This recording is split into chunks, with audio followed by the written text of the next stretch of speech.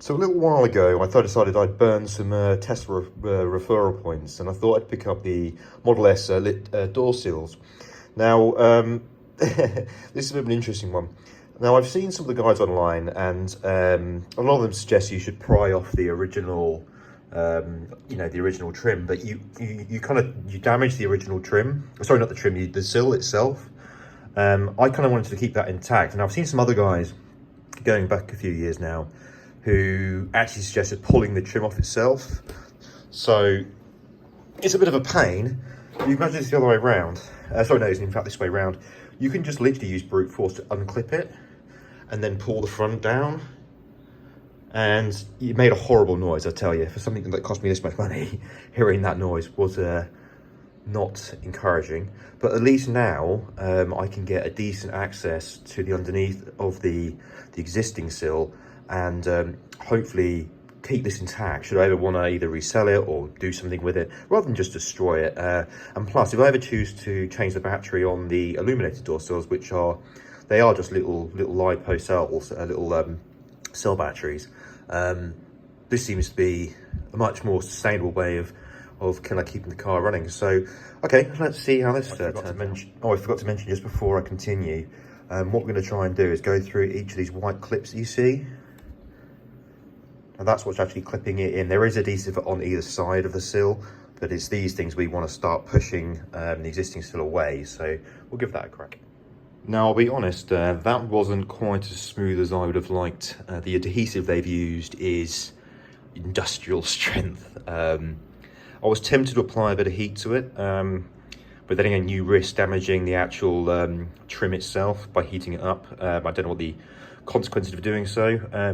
The other idea I had was to use some sort of isopropyl alcohol and see if you could dissolve some of the glue. But again, iso in plastic tends not to play ball. It tends to take off. I'm not quite sure what it does actually, but it seems to just ruin plastic for some reason. Anyway, so I managed to get the original sill off, and to be honest with you, I mean, I took my time, but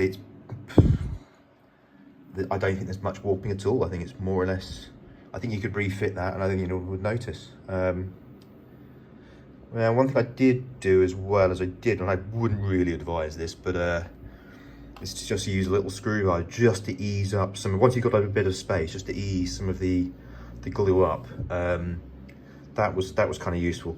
But yeah, so just take your time if you're going to do this. I'm going to go do the right hand side. I might see if we can get some filming outside just so you can see the process of me taking off the trim itself, but that's not hard. There's other videos that will show you how to do that. Right, I'm going to clean this up now. Getting that glue off is going to be fun, and then we're going to fit the new sill. Cheers. Here we have it. So here is the new sill. Looks actually really nice. One thing I have observed is it doesn't look like it's, I mean, I'm sure you can access the what they see. Are they? Can't see it from all the way around.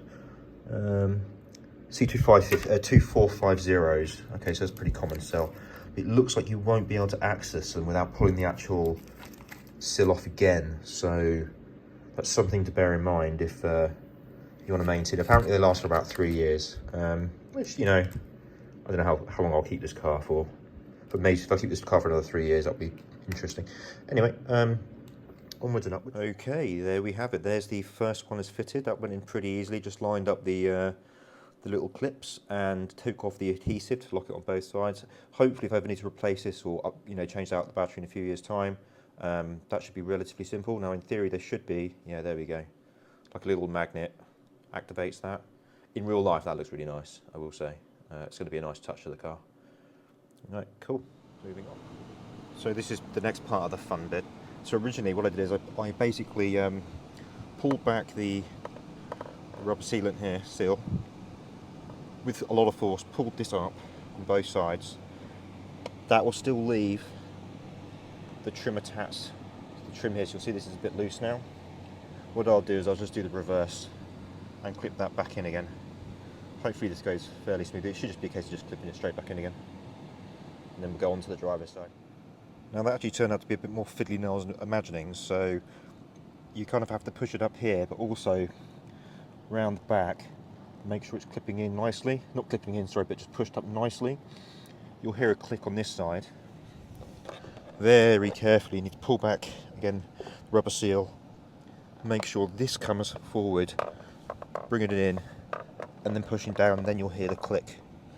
But no, that's in there now, so next up is to fit the magnet underneath. I believe there's a light here somewhere. And that should be the left hand side done. Right, for any of you guys who fall foul of what I did, trying to work out where this template actually goes, if you look underneath the car, you'll see the speaker. You'll see the template just goes where the speaker is, you can see that. So the sensor should go at the back rear there. So we'll put that there and hopefully it's right. Let's see, and by the way, I don't like being on the floor. Oh man. Right, hopefully that's fitted correctly. We'll see momentarily. So I didn't mention it the first, when I did the left hand side, but now we're doing the driver's side. So again, what we're going to do, I can't unfortunately do this with one hand, but you're going to pull back the seal, rubber seal, and we're literally just going to pull it forward and then pull this back. So let's see how we go. Hopefully I don't cock it up. Quick update. So the car's all finished. I managed to do both illuminated door sills in the Model S, but I wanted to sort of share a minor fuck up I made. Now apparently on the left-hand side of the car, the passenger side seat, the sill is, sorry, not the sill, but the trim where the sill sits has slightly different clips to the driver's side door. Now the left-hand side went in absolutely perfectly, looks really good. On the right-hand side, where I've tried to take it up from the rear, it's caused one of the clips to snap. So now when I put it back, it's not clipping in again. Now it's not the end of the world, the clip can be replaced, but if you're basically following what I've been doing, what I would suggest is just leave the right hand side up. What you're supposed to do according to the service manual is actually pull it from the front, unclip it from the front, and then work your way towards the sort of the rear of the trim, and then you should be golden. I need to work out. I mean, it's not the end of it's not sitting flush, but it's not really a huge deal. But yeah, hopefully that was useful. It is a nice little improvement to the car. It's a real shame that it seems like they're now cancelling the Model S right-hand drive from now on. It looks like we're basically better get used to the Model 3 and the Model Y, and to see what else Tesla are coming out with. Otherwise, it will be, other cars from night on out. So, cool. Hopefully that was useful. Thanks, guys.